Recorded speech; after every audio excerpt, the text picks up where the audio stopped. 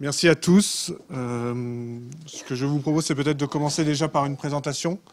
Donc le sujet qu'on va traiter là sur cette table ronde, c'est comment l'open source peut être un accélérateur de transformation. Voilà. Je vous laisse vous présenter et puis après je poserai une première question. Et puis on échangera à partir de ça.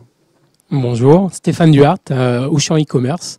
J'ai en charge tous les développements des composants back-office. Et on verra pendant les questions qu'on aura là cet après-midi, bien en quoi l'open source chez nous a été aussi et une bonne opportunité en termes d'innovation et d'accélération. Bonjour, Tristan Nitto. Je suis depuis 8 mois dans une start-up française qui s'appelle Cozy Cloud, dont je suis le Chief Product Officer. J'ai fait auparavant toute ma carrière chez Mozilla, que certains d'entre vous connaissent peut-être, qui fait Firefox, le navigateur web. Je suis aussi membre du Conseil national du numérique. Merci. Bonjour, vous m'entendez? J'ai pas l'impression que le micro fonctionne. D'accord, pardon. C'est fait pour la diffusion. Autant pour moi. Bonjour, je m'appelle David Joulin, je suis cofondateur d'une start-up qui s'appelle Équilibre et on édite un outil de gestion pour le monde agricole. Voilà. Bonjour à tous, Roberto Di Cosmo, je suis professeur d'informatique à l'Université Paris-Diderot, je travaille aussi à l'INRIA. Je pilote une structure qui s'appelle IRIL, c'est une initiative de recherche et innovation sur les logiciels libres qui fédère pas mal d'académiques sur les nouveaux problèmes liés au développement dans le monde du logiciel libre et j'étais aussi un des fondateurs du groupe thématique logiciel libre dans les pôles de compétitivité systématique et organisateur de l'événement. Voilà. Merci. Peut-être une première question pour commencer. Ça va être une question de béotien, mais histoire d'être précis sur les termes, qu'est-ce que la transformation numérique pour vous? La transformation, c'est quoi et pourquoi est-ce nécessaire? Qui va commencer à répondre? Voilà. Non, mais surtout moi, j'ai été interrompu par un texto, alors j'ai même pas entendu la question. Qu'est-ce que la transformation pour vous et pourquoi est-ce nécessaire? Déjà pour commencer l'échange sur des bonnes bases, sur les mots, la précision des mots, qu'est-ce que la transformation pour vous? Ça regroupe quoi? Pourquoi est-ce nécessaire? Alors, la transformation au sens général, on ne peut pas nier que aujourd'hui, le monde dans lequel on vit soit profondément différent d'il y a 10 ans, 20 ans ou 30 ans. Alors bon, j'ai les cheveux blancs, je viens de fêter mes 49 ans, mais j'ai vécu successivement la révolution du personal computer, de l'Internet et du web, en fait, qui l'a vraiment amené auprès de tout le monde. Et de la téléphonie mobile. Le smartphone en 2007 a vraiment changé. Et même aujourd'hui, celle du cloud. C'est-à-dire que je tiens à vous rappeler que, sauf exception, dans cette salle, nous avons tous 3 ordinateurs, chacun. Hein. On a un ordinateur portable ou de bureau. On a un ordinateur connecté en permanence à Internet, hein, qu'on appelle aussi dans notre jargon un mouchard de poche parce qu'il sait tout sur nous et qu'il est bavard. Et un troisième ordinateur qu'on ne voit pas, qui est l'ordinateur de quelqu'un d'autre, qui est le cloud. Hein. On a tous 3 ordinateurs et on ne peut pas nier que ça a complètement changé le monde et en particulier l'économie, mais aussi la façon dont on vit. Ça a complètement changé. Alors après, la question c'est, est-ce que les usages ayant complètement changé, est-ce que les entreprises vont changer?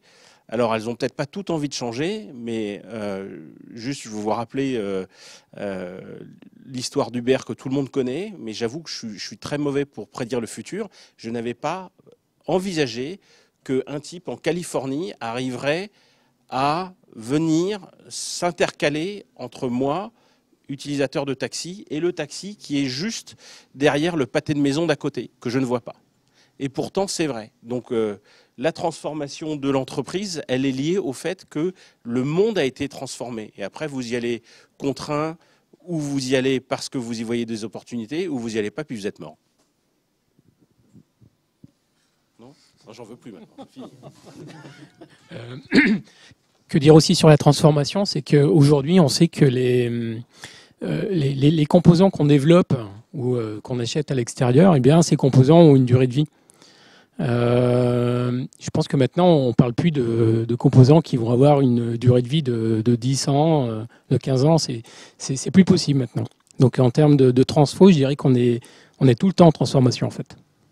D'accord. Complément. Où on passe avec. Enfin, Moi, je vais juste amener ma vision par rapport à mon métier, où j'opère dans un monde qui est un monde où la transition numérique ne s'est pas encore effectuée totalement, et on en est au tout début, qui est le monde agricole, où il y a beaucoup de culture, de l'écriture sur des supports, je transmets ça à un partenaire qui va le ressaisir dans un système, qui va lui-même retransmettre un papier, il va le ressaisir dans un autre système. Donc toute cette chaîne-là, de l'amont, du producteur de denrées agricoles par des intermédiaires, par des coopératives, et qui arrive jusqu'à des distributeurs, toute cette chaîne-là est en train, même si depuis longtemps il y a des formalismes de transmission de données qui s'appellent notamment l'EDI par exemple, mais il y a quand même énormément de goulots d'étranglement pour fluidifier ces données-là. Donc ce monde-là est en train d'effectuer sa transition numérique, et comme il est un petit peu en retard par rapport à d'autres domaines, a tout de suite des technologies, des périphériques qui sont très puissants pour le faire. Donc nous, on intervient ici, et il y a des ruptures très fortes, très profondes, qui touchent très profondément les utilisateurs. Donc il y a des gens qui sont en rupture eux-mêmes par rapport au numérique. C'est-à-dire qu'ils arrivent devant des systèmes où ils n'arrivent pas à communiquer ni à comprendre ce qu'ils ont en face d'eux. Donc moi, je suis dans ce monde-là en ce moment, d'effectuer des transitions pour faciliter l'apprentissage aux utilisateurs. Voilà. Alors peut-être quelques autres mots un peu généraux sur la question de la transformation qu'on est en train de vivre tous aujourd'hui. Non, c'est vrai que c'est assez fascinant d'avoir pu assister à l'évolution de la technologie informatique qui maintenant est banale pour tout le monde. Moi, j'ai commencé à travailler sur les premiers ordinateurs en 78. J'avais converti un prix. Imaginez un peu vous, j'avais gagné un prix de traduction du grec au latin. En Italie, ça se faisait, ces choses-là. Et avec l'argent gagné, j'avais acheté un mini-ordinateur. Et après, j'ai mis les doigts dedans, je ne suis plus jamais sorti. Mais bon, à l'époque, j'imaginais absolument pas la puissance que ça pouvait avoir. Mais parce que justement, on n'avait pas une composante essentielle qui est claire pour tous. Mais non, c'est la dimension réseau, la mise en réseau des ordinateurs qui a tout changé. Et donc là, ça vous fait réfléchir un instant. C'est une technologie qui avance vite, qui a un impact important sur notre structuration sociale. Donc, mais vraiment, c'est la partie réseau qui est importante. Ce n'est pas seulement la techno en tant que telle, c'est comment change notre relation avec les autres personnes. Dans les cas d'Uber qui était mentionné par Tristan tout à l'heure, c'est juste un des énormes cas des désintermédiations auxquelles nous sommes en train d'assister aujourd'hui. C'est juste des mécanismes de plus haute efficacité dans les mises en relation des personnes. La personne qui a besoin d'un service, c'est lui qui est en condition de la fournir. On est encore dans une phase préliminaire dans laquelle, effectivement, on peut avoir un intermédiaire qui vient de la Californie, qui profite, qui gagne énormément à la marge sur les remplacements des mécanismes des médiations traditionnelles.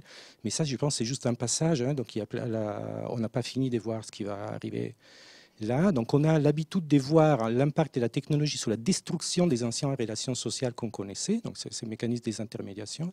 Mais en même temps, si vous vivez un petit peu dans les mondes du logiciel libre, qui est un des sujets qui me passionne, vous voyez comment finalement la technologie n'est rien sans une dimension sociale et des réseaux qui existent par ailleurs, qui est super importante. Donc, ce sont ces communautés de développeurs qui sont essentielles quand vous développez cette technologie qui après a un impact sur le reste de la société. Donc, ce n'est pas juste du code mort tout seul ou des petites boîtes qui fonctionnent tout seul.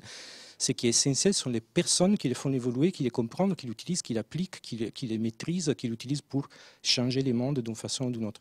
Donc, d'une certaine façon, on assiste à une sorte de regain, des nouvelles victoires du social sur le technologique, mais d'une façon différente à ce qu'on pouvait imaginer.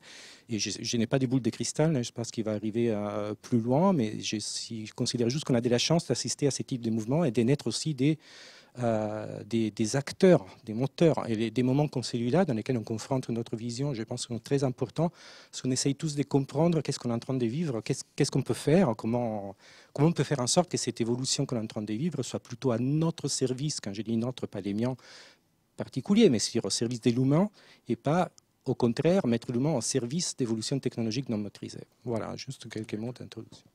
Merci beaucoup. Donc c'était particulièrement intéressant. Maintenant qu'on a fait un petit peu ce tour d'horizon, on va revenir peut-être un peu plus sur notre sujet, l'open source justement. Comme je l'ai dit en introduction, vous n'étiez pas là mais vous le savez, mon domaine c'est plutôt l'embarqué, l'industriel. Et ce que je sais, c'est que dans ce domaine-là, il y a encore des champs entiers à aller gagner parce qu'il y a encore des champs entiers qui ne sont pas du tout ouverts à l'open source. Alors, dans tout ce mouvement que l'on vient de décrire, ça y est, il y a de l'open source partout ou quel est le périmètre un petit peu? Ou alors qu'est-ce qu'il reste encore à aller chercher? Je vais commencer, je vais ouvrir. Désolé, je viole la règle, je reparle 2 fois. Mais bon, après, je repasse. Il n'y a surtout pas de règle. Il n'y a surtout pas de règle. Voilà. Mais donc là, c'est effectivement, il y avait un exposé je ne sais pas tout à l'heure, probablement vous l'avez raté parce que c'était en parallèle avec celle-ci d'Alison Randall, qui est la nouvelle présidente de l'Open Source Initiative. C'était très intéressant de refaire un petit peu, reparcourir l'historique de l'évolution du logiciel libre de l'open source dans l'industrie. Et donc, elle donnait des chiffres un peu récents. Donc, maintenant, on est à plus de 70% d'entreprises qui utilisent régulièrement et massivement du logiciel libre à l'intérieur.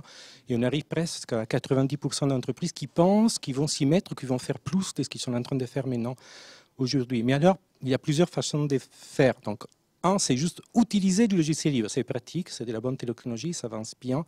Vous l'avez identifié, vous n'avez pas de frais d'entrée en termes de licence, donc vous pouvez juste l'apprendre, l'utiliser. Mais c'est comme si on vous donnait un logiciel gratuit. Il n'y a pas de grosses différences par rapport à un logiciel gratuit et un logiciel open source. Si la seule chose qui vous intéresse, c'est baisser vos coûts de déploiement d'une solution particulière. Donc, la différence est à quel moment ça devient intéressant pour l'industrie d'aller plus loin que juste les coûts de la licence. Et c'est dire, je profite du fait que j'ai à disposition les codes sources et que je peux intervenir sur l'évolution de ces codes sources et que je peux parler avec les personnes qui les font évoluer et travailler avec eux, donc reprendre un peu la maîtrise technologique sur ces objets. Pourquoi c'est important? C'est triste à dire, je pense qu'il n'y a pas beaucoup d'entreprises qui sont encore vraiment rendues compte de l'importance de ça.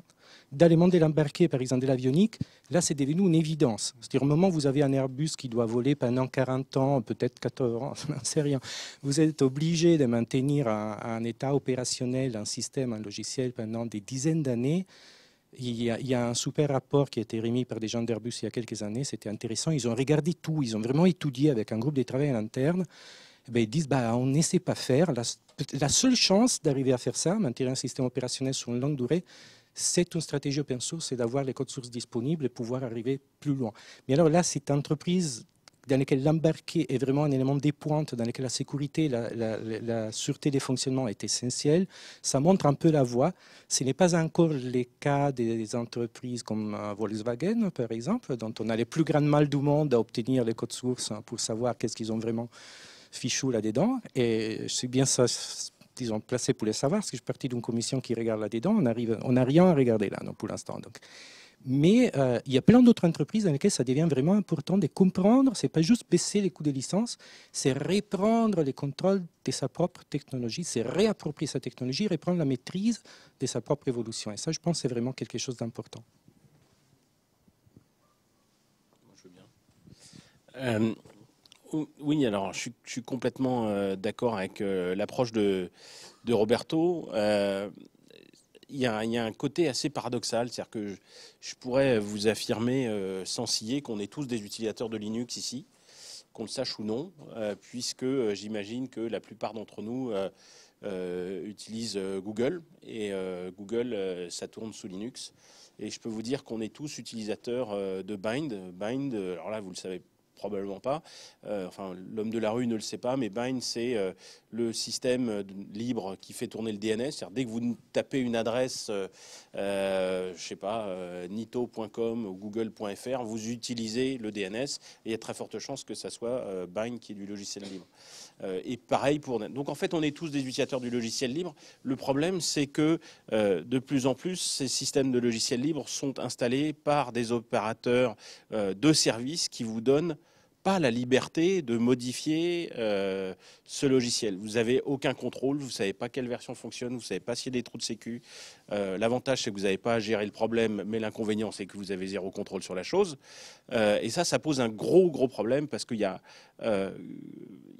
un principe qui est fondamental, qui a été expliqué brillamment par Lawrence Lessig, c'est que le code, c'est la loi. C'est-à-dire que celui qui fait le code décide de ce que fait l'ordinateur, donc de ce que fait le cloud, de ce que fait votre téléphone, de ce que fait votre ordinateur portable, et c'est lui qui décide de ce que vous avez le droit de faire ou de ne pas faire. Donc à partir du moment où on utilise plus de logiciels libres, c'est bien. Mais il ne faut pas se leurrer, on utilise de plus en plus du logiciel libre sans en avoir aucune capacité de le contrôler parce qu'on est dans une approche cloud où c'est quelqu'un d'autre qui va contrôler le logiciel libre dont il nous permet d'utiliser en tant que service. Donc il y a un véritable paradoxe, une déconnexion en fait sur le fait qu'on utilise plus de libre mais qu'on en a de moins en moins le contrôle. Alors ça, je peux complètement témoigner. Dans l'embarqué, c'est on ne peut plus vrai. On voit ce genre de phénomène. J'ai une anecdote là-dessus. Récemment, on a dû travailler sur un projet, pour un client, je ne citerai pas, sur une petite plateforme embarquée faisant tourner du Linux. Et comme il était assez éloigné de Paris, on lui dit plus simple, c'est quand même qu'on le fasse dans nos locaux Et donc, en fait, il n'a pas pu nous prêter de plateforme parce qu'il utilisait une distribution embarquée qui était fournie par un éditeur. Et il y avait des problématiques de licence qui faisaient qu'on ne pouvait pas sortir la plateforme de ces locaux. Et je lui ai dit, mais vraiment, comment en 2015, on peut encore accepter de faire effectivement du Linux embarqué et de ne pas pouvoir sortir une plateforme parce qu'on a un problème de licence sur le produit qu'on utilise. Donc en fait, les industriels qui s'appuient du coup sur des éditeurs qui fournissent des environnements, etc., sont heureux parce qu'ils utilisent de l'open source. Ça, c'est très clair. Mais au fond, ils reviennent dans les anciens schémas où ils sont complètement dépendants d'un éditeur, de sa roadmap, de ses choix technologiques. Et ça ne change pas grand-chose pour lui, si ce n'est qu'à un moment donné, il dit effectivement, on fait de l'open source, quoi. Bon. Ce qui est une bien maigre consolation quand on se trouve bloqué, quoi. Hein. Je suis content, je fais de l'open source, j'ai des menottes open source, quoi. C'est ça, c'est plus les mêmes. J'ai des menottes, mais elles sont open source. Ah ouais.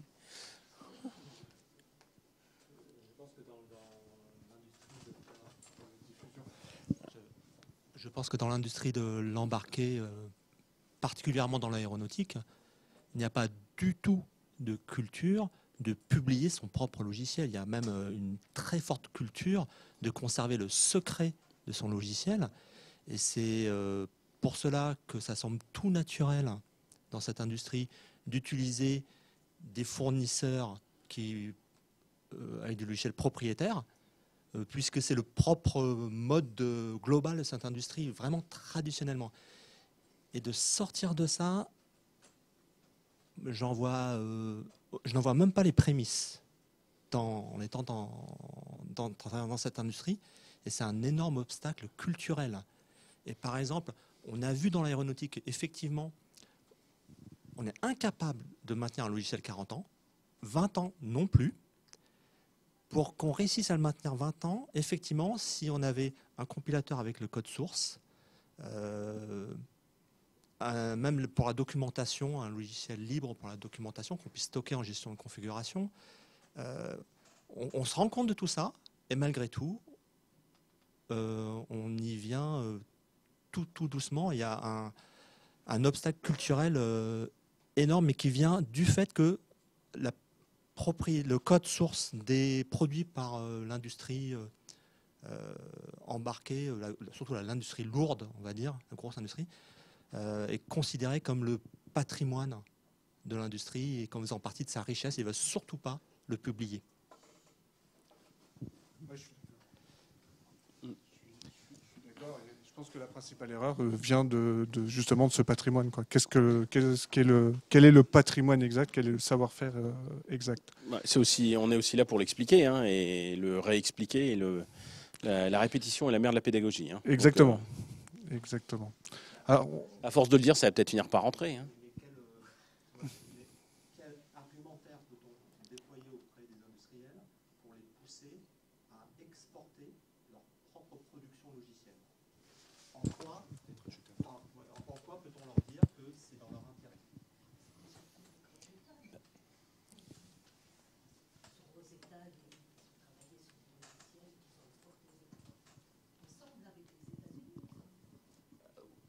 ça s'est peut-être déjà fait, mais dans le gros de l'industrie, le logiciel produit, il n'est même pas diffusé en interne sur toute l'entreprise parce qu'on estime que c'est trop dangereux quand il y a 100 000 ou 60 000 employés. Oui, mais peut-être, c'est pas tellement un débat de savoir qui les fait pas, etc. Donc la question qui me semble pertinente est de, si vous voulez arriver à convaincre quelqu'un de s'engager dans cette ligne, quel type d'argumentaire il faut prendre. Mais alors déjà, il faut voir un peu quels sont les obstacles auxquels on se heurte. Donc toute l'organisation industrielle dans laquelle on vit, effectivement, est basée sur un modèle des logiciels propriétaires tel qu'il a été mis en place il y a une quarantaine d'années. D'accord. Donc ça fait 40 ans qu'on vit sur un mécanisme des logiciels propriétaires avec cession des licences qui est d'un point de vue économique une pure et simple absurdité. Donc je vous donne juste quelques éléments de réflexion. Malheureusement ou heureusement, je ne suis pas économiste, je reste un scientifique, je préfère savoir prévoir les choses. Alors en économie, on n'y arrive pas trop, mais quand même, j'avais essayé de lire quelques bouquins d'économie, et je me rappelle, il y en a un qui était utilisé pas mal aux US il y a une dizaine d'années. Il commençait avec une phrase, c'était la définition de l'économie. Donc l'économie, c'était la science, moi je dirais l'art, pour l'instant, comment répartir des ressources rares pour créer des services, des produits, etc. Voilà. Et après, l'auteur qui était très pédagogue, en bas, il écrivait tout de suite, les mots les plus importants dans cette définition, c'est rare. D'accord? Si vous avez des ressources rares, vous pouvez faire de l'économie. Si vous n'avez pas de ressources rares, vous ne pouvez pas. Si vous mettez un échoppe au milieu du Sahara, vous essayez de vendre du sable, ça ne va pas marcher. Si vous mettez une échoppe à bord de la mer, vous essayez de vendre de l'eau salée, ça ne va pas marcher. Si vous avez une façon de désaliniser de l'eau des mers au milieu du Sahara, là, vous avez du business. Okay? Donc, il faut bien comprendre comment ça marche. Alors, dans le monde du logiciel, la seule chose qui n'est pas rare, c'est une copie d'un logiciel qui a déjà été développé. Pourtant, toute l'économie des logiciels pendant 40 ans a été fondée sur l'effet de vous faire payer une copie d'un logiciel qui a déjà été développé par quelqu'un d'autre. Donc, c'est seulement sur la seule chose qui n'est pas rare. C'est une absurdité. Donc, la rareté a été organisée d'un point de vue juridique, évidemment, avec ce qu'on appelle certains usages du droit d'auteur, contre lequel le logiciel s'insurge, effectivement. Les mondes du logiciel s'insurgent aujourd'hui. Je veux juste rajouter exactement là-dessus. En fait, on peut donner une définition de l'Internet et par extension de l'informatique. C'est une immense, formidablement optimisée machine à dupliquer. C'est-à-dire que quand je me connecte à un site qui m'envoie une page, non, il m'envoie une copie de la page. Et alors je peux vous dire qu'on a investi des milliards et des milliards en infrastructure pour que cette copie se fasse le plus rapidement possible et à moindre coût.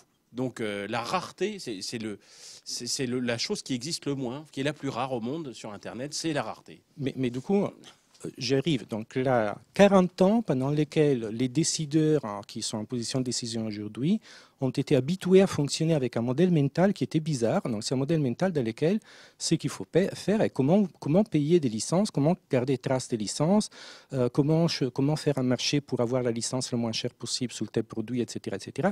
Donc tous les cœurs du métier devenus cette partie-là. Et donc, au moment où vous arrivez avec du logiciel libre qui casse complètement cette logique, il y a plein de monde qui se trouve un peu obnubilé. Il y a trop de lumière, on ne voit plus, on ne comprend plus rien. Mais qu'est-ce que vous faites là? Donc, si vous enlevez les licences, vous enlevez les coûts des licences, ben, toute l'économie telle qu'on la connaît dans le monde logiciel va disparaître. On ne peut plus rien faire. C'est un désastre. Vous êtes des destructeurs des valeurs. Vous n'avez rien compris. On ne peut pas fonctionner comme ça. Alors que non, c'est juste très, très simple. C'est-à-dire, vous revenez à la définition de l'économiste. L'économie, on l'a construite sous la rareté. Donc, qu'est-ce qui est rare? La rareté, ce n'est pas la copie d'un logiciel qui existe déjà. La rareté, c'est plein de choses. C'est-à-dire les compétences pour construire un logiciel, les compétences pour modifier un logiciel, les compétences pour documenter, former les gens pour un logiciel, pour les adapter, l'infrastructure pour ingénieriser du logiciel, les batteries des tests pour vérifier que ça respecte des contraintes, les spécifications qui sont autour, la communauté des personnes qui prennent la décision pour les faire évoluer dans la bonne direction. Et je pouvais faire une liste énorme, vous pouvez la faire vous-même, tout seul. D'accord? C'est là-dedans qu'on construit une véritable économie qui a une véritable valeur nouvelle. Donc, ce sont des choses qu'il faut commencer à expliquer, qui sont très basiques.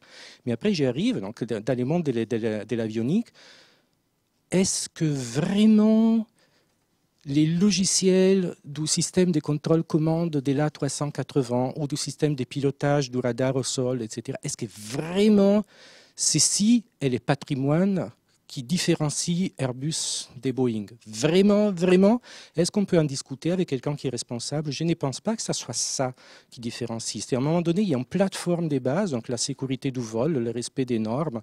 Ce sont des choses qui sont essentielles pour pouvoir rentrer sur les marchés. D'une certaine façon, c'est les chips que vous mettez sous la table juste pour pouvoir jouer, d'accord? Donc si vous n'avez pas ça, vous ne pouvez pas jouer. Mais après, on commence à jouer. Et donc là, on s'y différencie sur plein d'autres choses. Donc, est-ce qu'on peut expliquer et réexpliquer et redire? Donc ça, c'est pour ça que je suis très long, je m'excuse, mais j'essaie de vous donner des arguments. Quand vous parlez avec des responsables, vous pouvez quand même leur expliquer qu'on est au milieu d'un monde qui change. Donc à ce moment-là, c'est plus suffisant d'avoir juste le contrôle du chip qu'on met sur la table pour jouer.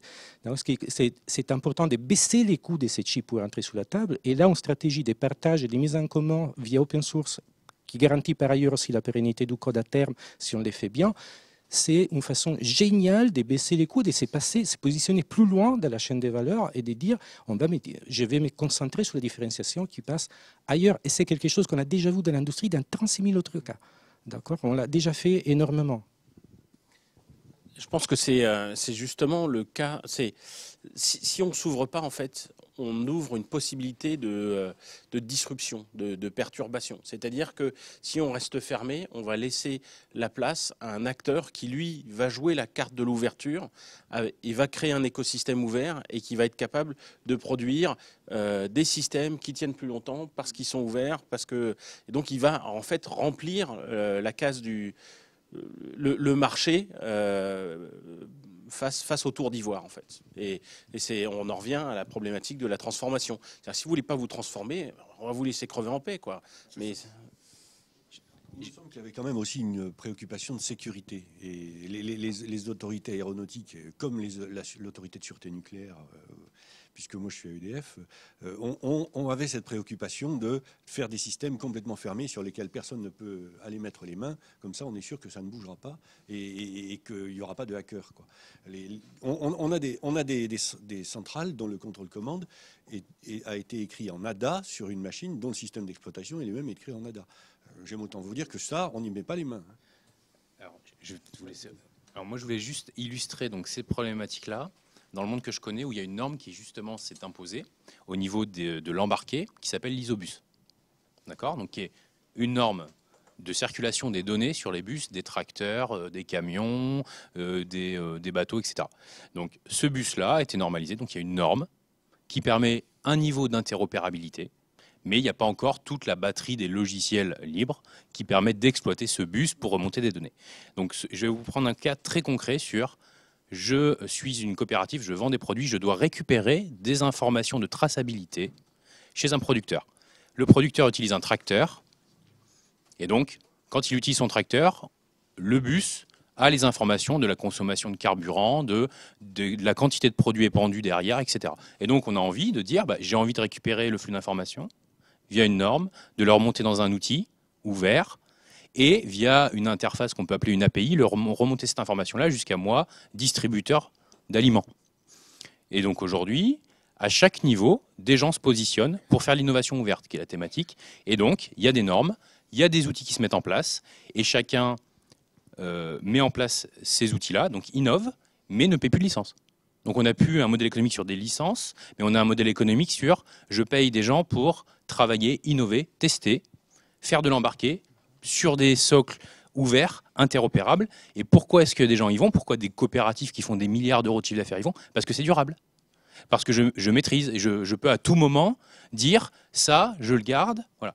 Et un point, après je vais vous passer la parole pour faire la transition avec l'histoire de la sécurité. Et c'est ouvert, c'est pas sécurisé. C'est l'inverse. C'est parce que je publie que des gens vont tester en disant attention, regardez, regardez là il y a une faille. Et donc, je vais pouvoir la corriger plus rapidement que si le système est secret et que de toute façon, quelqu'un va de toute façon trouver la faille, mais ne va pas vous le dire. Et donc, pour moi, c'est parce qu'on publie qu'on trouve la faille, qu'on peut corriger beaucoup plus rapidement et être de cette sorte-là plus sécuritaire. Il y avait une question là. Gardez vos questions un petit peu courtes. Oui, elle va être assez courte. On parle beaucoup de transformation et le sujet de la table ronde, c'est l'innovation. Moi, je voudrais savoir votre avis. Est-ce que la transformation, c'est forcément de l'innovation, notamment dans le domaine agricole ou celui du commerce? Voilà, je voudrais avoir votre cas. Alors, quid de la transfo et de l'innovation? En fait, je vais vous donner l'exemple concret sur Auchan e-commerce. Alors, le e-commerce, vous savez, c'est la partie visible de l'iceberg. C'est quoi? C'est un site web, un ou des sites web, bien entendu, mais après, il y a la partie invisible ou la partie cachée de l'iceberg. C'est ce qu'on appelle chez nous toute la partie back-office. Et en fait, chez nous, on a pris la volonté de transformer, d'être en transformation continue sur toutes les parties, que ce soit la partie visible de l'iceberg, le web, et la partie masquée. Et je vais vous prendre l'exemple de la partie masquée, parce que ça me concerne en étant en charge de tous les développements de ces composants back. On a pas mal de composants qui sont en PHP MySQL et qui ont déjà quelques années. Et en fait, on leur demande de changer et d'innover tout le temps par rapport aux besoins du e-commerce. Et on a décidé il y a 1 an ou 2 d'arrêter d'inventer la roue. C'est déjà une expression qu'il y a eu tout à l'heure. On a décidé d'arrêter d'avoir un framework de développement en interne et de partir sur un framework du marché avec Symfony 2. Alors on pourrait dire, c'est tout simple, on prend Symfony 2 et puis voilà, roule ma poule, c'est parti. Bon, en fait, derrière, le juste fait de prendre Symfony 2, c'est aussi d'avoir une équipe de développeurs, de personnes qui connaissent parfaitement, qui savent coder dans Symfony 2. Et en fait, on s'aperçoit que pour avoir les équipes de développement, faut jouer avec les communautés. Et il faut intervenir, et il faut participer. Et en fait, c'était pas forcément dans la culture d'Auchan aussi d'être ouvert vers l'extérieur et d'avoir des composants open source. Mais en fait, c'est via la transfo et via l'innovation, en remontant le fait que c'est via ce genre de composants qu'on va pouvoir se transformer et être toujours, entre guillemets, à la pointe de l'innovation. Alors, c'est pas de l'innovation comme dans l'embarqué où on pourrait avoir les objets connectés. C'est dans le e-commerce, l'innovation, ça peut être essayer de trouver comment avoir une supply la plus optimale et avoir le meilleur service aux clients en livraison à domicile, en J+1, voire le jour J pour les produits frais. Donc voilà, c'est tout sur cette partie innovation où nous, derrière, côté développement, on s'appuie sur tous ces composants-là. Je vous prends l'exemple de Symfony 2, mais quand on regarde, on a des centres de développement où on s'outille. Et en termes d'outils, c'est pareil. On regarde aussi tous les outils qui sont mis à disposition. On a mis du Docker pour tous nos développeurs. On est sur du Gatling sur les outils de test, de bench. Bref, on est preneur et on est curieux de tout ce qui se passe sur la communauté et sur les communautés. Je ne sais pas si ça répond à votre question. Un petit peu. Justement, pour rebondir, ça veut dire que l'open source, faire le choix de l'open source, c'est aller au-delà d'un choix technologique, c'est aussi un choix de transformation des organisations, des méthodes, des façons de travailler, des façons d'innover. Oui, je continue, j'ai le micro. Pour Auchan e-commerce, ça a été vraiment un gros changement et ça a été un des principes directeurs forts de cette entité. Alors pourquoi vous entendez toujours Auchan e-commerce? On a voulu avoir des principes et des directeurs forts sur le e-commerce en disant qu'on devait être ouvert vers l'extérieur, être toujours en changement. Et en fait, ça fait partie un peu de la culture de l'entité. On arrête d'inventer la roue et on y va et on regarde ce qui est disponible et ce qu'il y a à l'extérieur et on avance. Voilà. Moi, j'ai rien à dire, moi, pour une fois. J'essaie de revenir dans cette question d'innovation ouverte qui est effectivement importante. Donc là aussi, c'est un changement qui est intéressant. Si vous regardez, encore une fois, quand j'ai appris l'informatique, on m'avait enseigné la fameuse méthode 1V pour concevoir des systèmes. Donc vous avez quelqu'un qui fait la spécification du haut niveau sous la base des besoins de l'utilisateur. Après, à partir de la spécification du haut niveau, vous allez parler avec l'architecte logiciel qui construit l'architecture logicielle. Après, on descend jusqu'en bas, jusqu'au développeur qui écrit les codes. Là, c'était déjà symbolique. Les développeurs étaient tout en bas de la V. Donc après, on remonte. On faisait tous les tests unitaires, les tests d'intégration, les tests des systèmes, les tests d'acceptation finale. Et disons que les cycles prenaient 4-5 ans. À l'époque, quand j'étais étudiant, vous imaginez qu'au bout des 4-5 ans, la spécification des besoins de l'utilisateur avait un peu changé. Donc, heureusement, aujourd'hui, personne ne vous propose plus de développer de cette façon-là. Même on rigole sur les conséquences d'utiliser cette approche. On est tous conscients du besoin d'avoir des méthodes dites agiles, c'est-à-dire impliquer d'une certaine façon l'utilisateur final du système aussi rapidement que possible dans les cycles de conception et de développement de l'outil. Mais alors, si vous voulez, ça, c'est vraiment l'ADN de toute l'activité qui a été mise en place par les communautés logiciels libres qui ont eu du succès. Donc là, juste une petite précision au passage. Logiciel libre, ça ne veut pas dire un logiciel qui fonctionne bien. C'est juste une spécification sur les licences. Vous pouvez juste y accéder. Après, il y a plein de logiciels libres qui sont exceptionnels et plein de logiciels libres que je n'y toucherai pas avec un bâton loin 1 kilomètre, d'accord. Ce n'est pas une garantie de qualité, juste le fait d'être logiciel libre. Il faut aller regarder dedans. Donc, vous regardez ce qui fonctionne bien, et ceux qui fonctionnent bien, ils ont un cycle, disons, très très court entre les développeurs et les utilisateurs. Donc, vous voyez que c'est un nouveau mécanisme de faire de l'innovation. Ce n'est plus un centre quelque part dans une entreprise qui réfléchit à ce que les utilisateurs peuvent bien vouloir voir dans 5 ans, quand on aura produit les produits. Mais c'est complètement inversé. On les met un peu au cœur du système. Voyez. Donc, et l'effet de fournir les codes et d'ouvrir les processus décisionnels. Alors, les communautés ne sont pas toutes pareilles. Vous avez des communautés qui sont très ouvertes. Jusqu'au point où vous voyez les gens s'engueulent directement par email, c'est public, c'est devant tout le monde. Des communautés un petit peu plus disons, qui gardent un peu plus le contrôle de ce qu'ils disent en public, ils ont des listes privées pour s'engueuler en privé. Mais essentiellement, on vous donne vraiment accès aux mécanismes de prise de décision. Vous pouvez voir ce qui arrive et vous pouvez essayer d'influer sur ce type de décision, ce qui est un mécanisme nouveau pour faire de l'innovation, effectivement. Vous pouvez intervenir assez rapidement et vous pouvez avoir des bonnes idées qui arrivent de l'extérieur, avec des surprises qui sont complètement, je dirais, inattendues. Donc, j'aurais toute une longue liste, mais je ne vais pas la donner ici, parce qu'elle est longue, d'exemples dans lesquels du code ou des projets, des recherches, je dis là, parce que là, il faut que je remette ma casquette académique. Donc, les projets de recherche qui ont été développés pour une finalité particulière, grâce au fait qu'ils étaient faits dans une modalité open source correcte, ont abouti à des produits finaux qui n'ont rien à voir avec la motivation originelle du chercheur quand il s'est engagé dans cette démarche particulière. Donc ça, on le laisse pour la partie café après, pour qui est curieux. Je voudrais juste ajouter à ça. Alors, nous, chez Cozy Cloud, on travaille en méthodologie agile et on fait des cycles, mais ils ne font pas 4 ou 5 ans, ils font 15 jours. Donc, pour vous donner une idée, et c'est vraiment quelque chose. Donc, tous les lundis matins, une fois sur deux, on se retrouve, on décide ce sur quoi on bosse. Et le vendredi de la semaine suivante, on fait une démonstration de ce qu'on a réalisé lors de ces 15 jours. Donc, il faut que ça se voit. Il faut que ça se montre. Et si besoin est, après on refait le point et ensuite on rempile pour un nouveau sprint de 15 jours. Donc c'est pas des marathons, c'est des sprints. Voilà. Ça c'est une première chose. Oui. Vas-y, un élément. Merci Tristan d'avoir lancé sur cette chose-là. C'est important de rajouter une petite remarque quand même.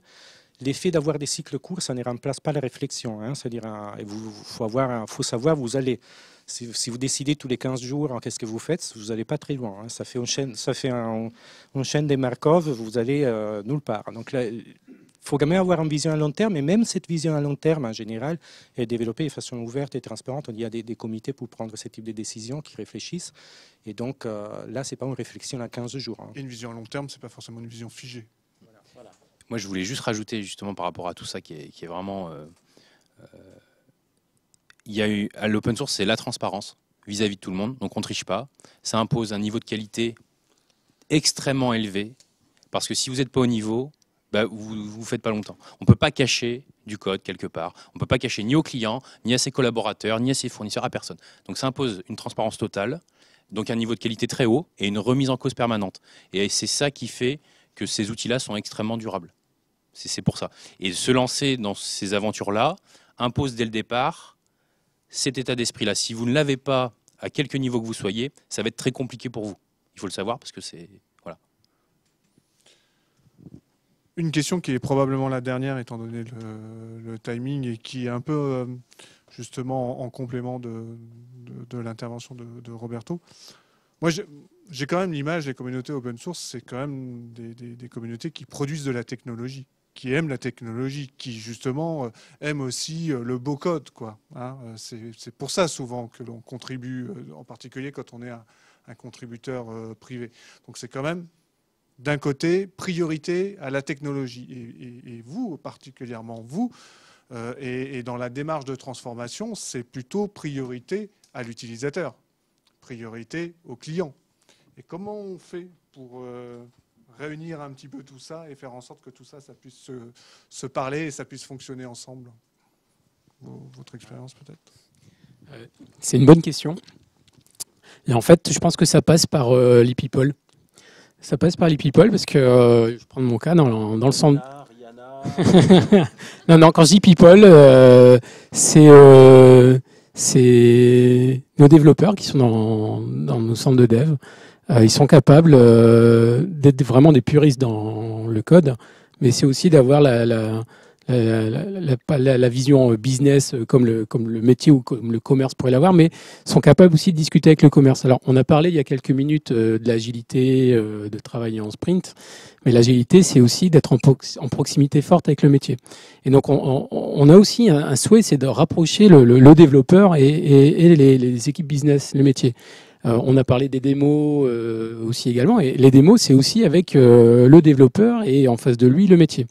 Et donc, en fait, oui, maintenant, les développeurs, il a la volonté d'avoir du code propre, mais aussi avoir aussi un langage avec son métier et de livrer au plus vite avec effectivement la valeur ajoutée la plus importante dans le produit, mais avec un produit qui convient au métier.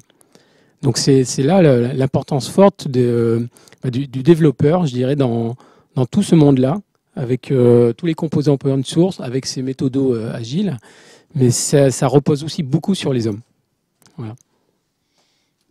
Oui, les hommes, mais aussi la culture, en fait, mettent en place cette culture agile. Donc, le vendredi, chez nous, en fin de sprint, on fait une démo. Le mardi, on a déployé. Les utilisateurs le voient. On a un forum qui est ouvert. Ils peuvent remonter des bugs. Ils peuvent les signaler. On discute, etc. Donc, ils ont le temps d'essayer la nouvelle version du produit, de faire du feedback. C'est-à-dire que si on se trompe, peut-être qu'on se trompe, mais on s'est trompé 15 jours. On ne s'est pas trompé 4 ans ou 5 ans. Et donc on sait qu'on se trompe parce qu'en fait on assume certaines choses, on imagine des choses et en fait le besoin du client, en l'occurrence pour nous c'est un utilisateur final, il n'est pas nécessairement là où on l'avait imaginé. Alors on travaille énormément sur le design, mais parfois on se trompe et on se rend compte que les gens ne se servent pas du produit comme on avait imaginé qu'ils allaient s'en servir, et ça permet d'être plus agile et d'innover plus rapidement. Je voudrais rajouter à ça le fait que nous on utilise des briques open source et on produit de l'open source, du logiciel libre, et c'est source d'innovation. C'est-à-dire que déjà, le fait, je ne sais plus qui disait qu'en fait, avec le logiciel libre, en réutilisant du logiciel libre, on était debout sur les épaules des géants. C'est exactement ça. C'est-à-dire que nous, on va utiliser des technologies qui ont coûté littéralement des dizaines, voire des centaines de millions de dollars à développer, mais qui ont été amortis. Je pense par exemple à Node.js ou à CouchDB, qui sont vraiment des morceaux de logiciels qui sont extrêmement avancés, et on les réutilise, on les déploie et on les met dans les mains des utilisateurs, et ça fait qu'ils utilisent des choses absolument super avancées que nous, start-up, on n'aurait jamais pu faire.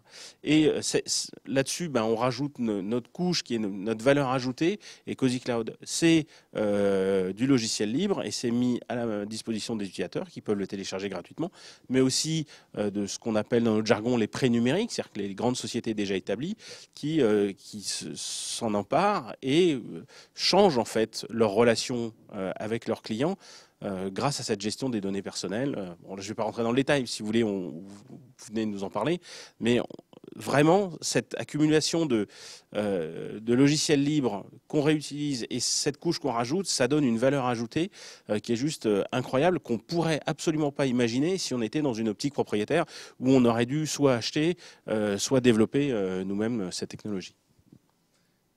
Je vais juste compléter ces propos-là avec la question initiale qui est de dire comment on met en contact des développeurs qui sont assez techniques puristes et des utilisateurs qui sont très attachés à la fonctionnalité finale. Mais nous, en fait, à la fin de chaque sprint, on a des démos. On recharge les données de l'utilisateur dans des instances de démonstration. Donc comme ça, il peut abîmer ses données, c'est pas grave. Et on le met, il se rencontre avec un développeur en face d'une interface. Et donc, voilà, en face d'une interface, il va faire son retour d'expérience en disant bah là, le comportement, c'est pas ça que j'attends, j'aimerais bien voir ça et ça. Et le développeur, de cette façon-là, est un peu tiré dans le côté distil obscur de la force, parce que non, c'est pas propre ce qu'il veut me faire faire, etc. Mais il se rend compte qu'en fait, le besoin de terrain, il est maintenu sur un besoin de terrain. Tous les 15 jours, ils avancent comme ça pour réussir à produire, à innover et à stabiliser en fait du code et des fonctionnalités. La conclusion, Roberto? C'est conclusion. Je vais essayer à nouveau, je me remets un peu ma casquette un peu académique, je vais essayer de répondre à ta question. Donc les développeurs d'un côté et les utilisateurs ailleurs, mais d'une façon un peu non orthodoxe. Donc, je vais échanger la notion des développeurs, la notion d'utilisateur. Là, on parle de quelque chose de très rapide, qui est le développement dans les mondes industriels, qui a besoin de déployer. Mais non, il y a un client qui veut un résultat dément. Moi, je ne peux pas lui dire, attends, je suis en train de réfléchir. Mon façon de le faire, je te dis, dans 2 ans, tout revient, je l'ai. Par contre, vous voyez, vous avez d'autres développeurs et d'autres utilisateurs, si on change d'échelle, vous avez des chercheurs, par exemple, qu'on peut voir comme des développeurs de ce qui va être les bons dans 2 ans ou dans 3 ans, si on espère. Et les utilisateurs, qui peut être, par exemple, les mondes industriels, qui, lui, il a besoin tout de suite d'avoir quelque chose. Donc, c'est intéressant de voir comment mettre mieux en contact ces développeurs-là avec ces autres utilisateurs de l'autre côté. Et alors là, l'expérience passée nous a montré qu'effectivement, c'est énormément plus facile de les mettre en contact quand les produits d'une activité de recherche est développé à travers des logiciels libres que si on les fait à travers le développement de logiciels propriétaires. On essaye d'avoir une valorisation de ces logiciels de recherche par les méthodes traditionnelles de création, dépôt des brevets, création des startups, etc. Donc, on a plein d'exemples dans lesquels du logiciel de recherche qui n'est pas un logiciel d'entreprise, hein, c'est-à-dire on n'a pas les mêmes exigences. Nous, on essaie de trouver une solution à des problèmes avancés, ce qui veut dire qu'on n'a pas forcément mis en place toute l'intégration continue, les tests, etc., qui embêtent les chercheurs. Là, on est pour résoudre de nouveaux problèmes, on n'est pas à gérer quelque chose en production. Donc, il reste du travail à faire, mais donc, l'effet que ça soit ouvert, disponible, ça puisse être repris par d'autres pour être testé comme remplacement en production, ça a montré une énorme facilité à créer ce type de transition, de valorisation de l'académique vers l'industriel, qui était beaucoup plus compliqué au moment où on faisait que du propriétaire, disons, dans les mondes académiques. Ça simplifie aussi, très bêtement, les rapports contractuels. Si vous voulez faire un accord avec une université pour valoriser un logiciel, alors là, vous êtes parti pour des mois dans des trous juridiques, vous n'en sortez plus. Si vous avez la possibilité de collaborer d'un point de vue technique, donc sous les logiciels qui est produit, c'est plus facile. Et après, on repoussera la partie juridique plus tard si vraiment c'est nécessaire. Donc ça a été la première observation. Là, c'est vraiment un instrument. Deuxième observation, pour la partie rapprocher l'utilisateur du développeur, je vais répondre à contrario. J'ai plein d'expériences vraiment pas jolies en tant qu'utilisateur des systèmes informatiques qui sont développés pour la recherche et pour l'enseignement de façon extrêmement fermée, dans lesquels on n'est excessivement pas content. C'est-à-dire, il n'y a personne qui s'assoit à côté de nous pour voir si les formulaires d'entrée des données à la con qui nous ont, qui nous ont imposé un fourguer à travers la gorge parce que c'est imposé pour faire les rapports d'activité, c'est acceptable ou pas acceptable. Voilà. Donc, et tous ces logiciels sont tous développés de façon fermée. C'est complètement incompréhensible pour moi. Donc, il faudrait vraiment réapprendre ces notions de co-développement collaboratif aussi dans le monde du public, dans lesquels il n'y en a pas assez aujourd'hui. Il y a des boulevards à ouvrir. Non, ça serait bien pour une fois que ce soit les privés qui montrent la voie. Hein. Ça devrait être le contraire, mais bon, faisons comme on peut. Très bien, je vous remercie, sauf s'il y a encore vraiment une toute dernière question. Je crois qu'on va en rester là. Voilà, debout sur les épaules d'un géant, je vais retenir ça comme conclusion. Je trouve que c'est très beau et que ça exprime bien la thématique d'aujourd'hui. Merci beaucoup, messieurs. Merci.